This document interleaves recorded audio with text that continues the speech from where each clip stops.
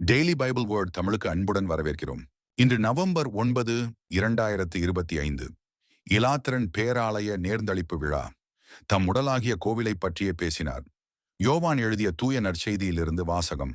அதிகாரம் 2. இறை வார்த்தைகள் 13 முதல் 22 வரை.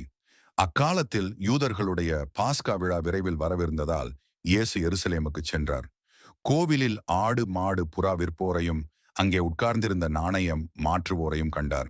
அப்போது கயிறுகளால் ஒரு சாட்டை பின்னி அவர்கள் எல்லாரையும் கோவிலிலிருந்து துரத்தினார். ஆடு மாடுகளையும் விரட்டினார். நாணயம் மாற்றுவோரின் சில்லறை காசுகளை கொட்டிவிட்டு மேசைகளையும் கவிழ்த்து போட்டார். அவர் புறா விற்பவர்களிடம், இவற்றை இங்கிருந்து எடுத்துச் செல்லுங்கள், என் தந்தையின் இல்லத்தை சந்தையாக்காதீர்கள் என்று கூறினார். அப்போது அவருடைய சீடர்கள், இல்லத்தின் மீதுள்ள ஆர்வம் என்னை எரித்துவிடும் என்று மறைநூலில் எழுதியுள்ளதை நினைவு கூர்ந்தார்கள். யூதர்கள் அவரை பார்த்து, இவற்றையெல்லாம் செய்ய உமக்கு உரிமை உண்டு என்பதற்கு நீர் காட்டும் அடையாளம் என்ன என்று கேட்டார்கள்.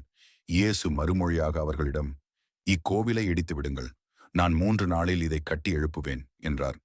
அப்போது யூதர்கள், இந்த கோவிலை கட்ட 46 ஆண்டுகள் ஆயிற்று, நீர் 3 நாளில் இதை கட்டி எழுப்பி விடுவீரோ என்று கேட்டார்கள். ஆனால் அவர் தம் உடலாகிய கோவிலை பற்றியே பேசினார். அவர் இறந்து உயிருடன் எழுப்பப்பட்ட போது அவருடைய சீடர் அவர் இவ்வாறு சொல்லியிருந்ததை நினைவு கூர்ந்து மறைநூலையும் இயேசுவின் கூற்றையும் நம்பினர்.